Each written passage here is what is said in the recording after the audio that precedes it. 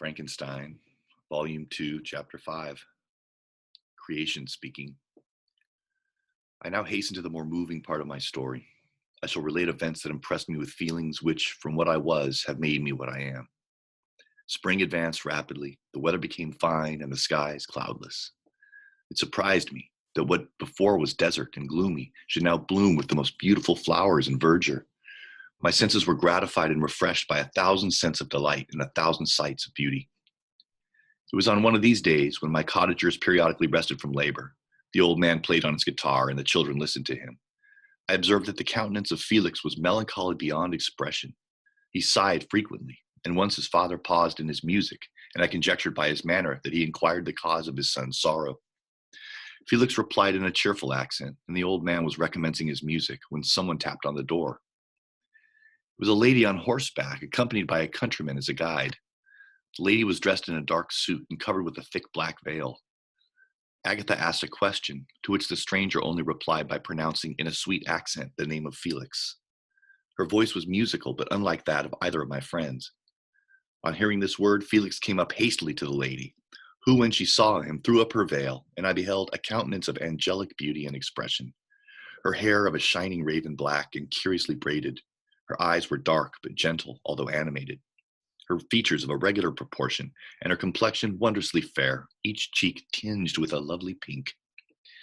Felix seemed ravished with delight when he saw her. Every trait of sorrow vanished from his face, and it instantly expressed a degree of ecstatic joy, of which I could hardly have believed it capable. His eyes sparkled as his cheek flushed with pleasure, and at that moment I thought him as beautiful as the stranger. She appeared affected by different feelings. Wiping a few tears from her lovely eyes, she held out her hand to Felix, who kissed it rapturously and called her, as well as I could distinguish, his sweet Arabian.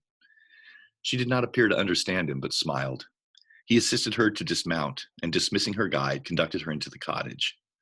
Some conversation took place between him and his father, and the young stranger knelt at the old man's feet and would have kissed his hand, but he raised her and embraced her affectionately. I soon perceived that although the stranger uttered articulate sounds and appeared to have a language of her own, she was neither understood by or herself understood the cottagers. It made many signs which I did not comprehend, but I saw that her presence diffused gladness through the cottage, dispelling their sorrow as the sun dissipates the morning mists. Felix seemed peculiarly happy, and with smiles of delight welcomed his Arabian.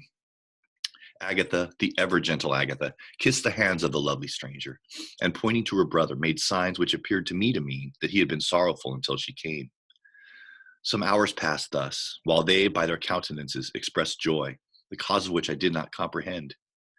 Presently I found, by the frequent recurrence of one sound which the stranger repeated after them, that she was endeavoring to learn their language, and the idea instantly occurred to me that I should make use of the same instructions to the same end. The stranger learned about 20 words at the first lesson. Most of them indeed were those which I had before understood, but I profited by the others. As night came on, Agatha and the Arabian retired early. When they separated, Felix kissed the hand of the stranger and said, "Good night, sweet Safie." He sat up much longer, conversing with his father, and by the frequent repetition of her name, I conjectured that their lovely guest was the subject of their conversation.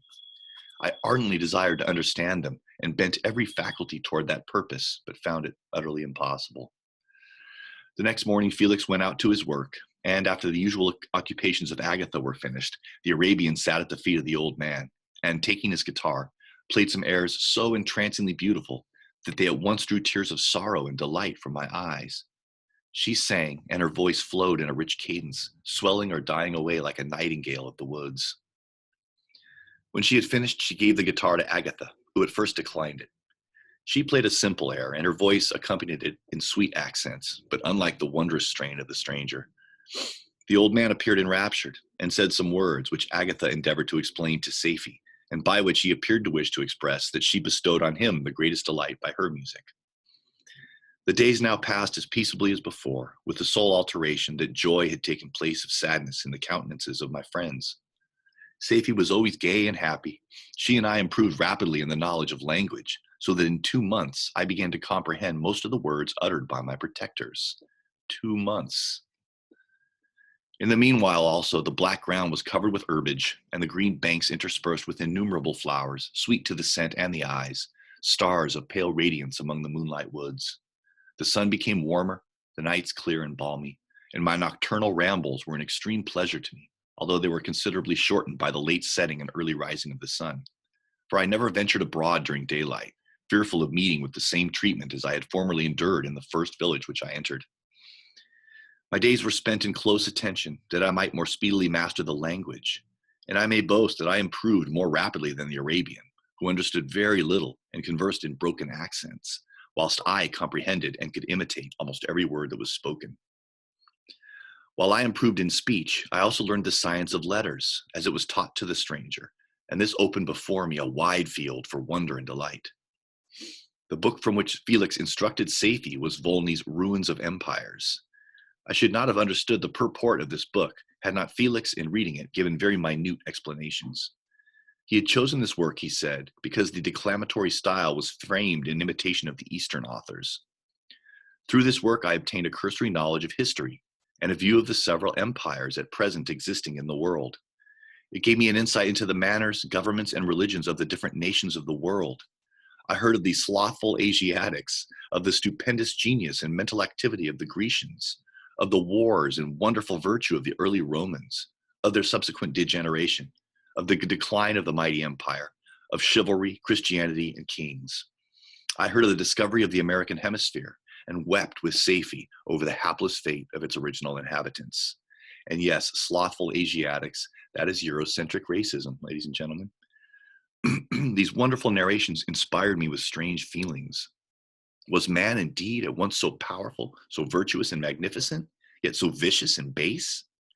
He appeared at one time a mere scion of the evil principle, and at another as all that could be conceived of as noble and godlike. To be a great and virtuous man appeared the highest honor that can befall a sensitive being. To be base and vicious, as many on record have been, appeared the lowest degradation, a condition more abject than that of the blind mole or harmless worm. For a long time I could not conceive how one man could go forth to murder his fellow, or even why there were laws and governments. But when I heard details of vice and bloodshed, my wonder ceased, and I turned away with disgust and loathing. Every conversation of the cottagers now opened new wonders to me. While I listened to the instructions which Felix bestowed upon the Arabian, the strange system of human society was explained to me. I heard of the division of property, of immense wealth and squalid poverty, of rank, descent, and noble blood. The words induced me to turn towards myself. I learned that the possessions most esteemed by your fellow creatures were high and unsullied descent united with riches. A man might be respected with only one of these acquisitions, but without either, he was considered, except in very rare instances, as a vagabond and a slave, doomed to waste his powers for the profit of the chosen few. And what was I? Of my creation and creator, I was absolutely ignorant. But I knew that I possessed no money, no friends, no kind of property. I was, besides, endowed with a figure hideously deformed and loathsome. I was not even of the same nature as man. I was more agile than they, and could subsist upon coarser diet. I bore the extremes of heat and cold with less injury to my frame. My stature far exceeded theirs. When I looked around, I saw and heard of none like me. Was I then a monster, a blot upon the earth, from which all men fled and whom all men disowned? I cannot describe to you the agony that these reflections had inflicted upon me. I tried to dispel them, but sorrow only increased with knowledge. Oh, that I had forever remained in my native wood, nor known or felt beyond the sensations of hunger, thirst, and heat. What a strange nature is knowledge. It clings to the mind when it has once seized on it, like a lichen on the rock. I wished sometimes to shake off all thought and feeling, but I learned that there was but one means to overcome the sensation of pain, and that was death, a state which I feared yet did not understand. I admired virtue and good feelings, and loved the gentle manners and amiable qualities of my cottagers, but I was shut out from intercourse with them, except through means which I obtained by stealth when I was unseen and unknown, and which rather increased than satisfied the desire I had of becoming one among my fellows. The gentle words of Agatha and the animated smiles of the charming Arabian were not for me. The mild exhortations of the old man and the lively conversation of the loved Felix were not for me. Miserable, unhappy wretch! Other lessons were impressed upon me even more deeply. I heard of the difference of sexes, of the birth and growth of children, how the father doted on the smiles of the infant and the lively sallies of the older child, how all the life and the cares of the mother were wrapped up in the precious charge, how the mind of youth expanded and gained knowledge of brother, sister, and all the various relationships which bind one human being to another in mutual bonds. But where were my friends and relations? No father had watched my infant days. No mother had blessed me with smiles and caresses. Or if they had, all my past life was now a blot, a blind vacancy in which I distinguished nothing. From my earliest remembrance, I had been as I then was in height and proportion. I had never yet seen a being resembling me or who claimed any intercourse with me. What was I? The question again recurred, to be answered only with groans. I will soon explain to what these feelings tended, but allow me now to return to the cottagers, whose story excited in me such various feelings of indignation, delight, and wonder, but which all terminated in additional love and reverence for my protectors.